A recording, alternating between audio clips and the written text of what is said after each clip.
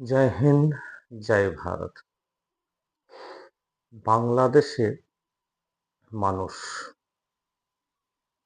কি মানুষ হবে না? আমার মনে হচ্ছে এরা সত্যি মানুষের চামড়াও এদের গায়ে নেই।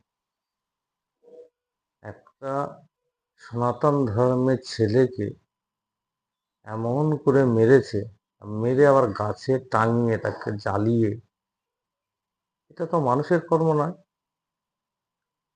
এটা কারা করে? পশু। সনাতন ধর্মের মানুষের পারবে না কিন্তু এই কাজ করতে।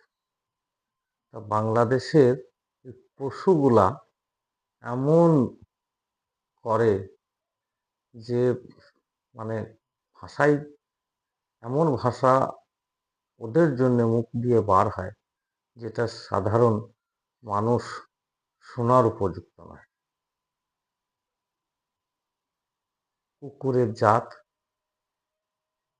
মানুষেরা হবে না, এদের ঘরে লাঠি দিয়ে মারার দরকার আছে।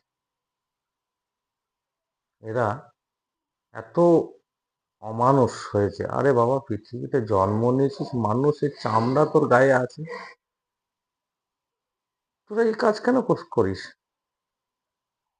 সেও একটা মানুষ, তার জন্য তো অনেক বিচার আছে ভাই। যদি খারাপ কাজ করেও থাকে তার জন্য বিচার ছিল। খারাপ কাজ তো সে করেই নি, তাকে হত্যা করে দিলি তো সবাই মিলে, তার পরিবারটাকে শেষ করে দিলি। তোদের কোন পাকা ধারে সে মই দিয়েছিল? তোদের হাত বেঁধে রেখে দিয়েছিল যে তোরা নিজের ধর্ম পালন করিস না?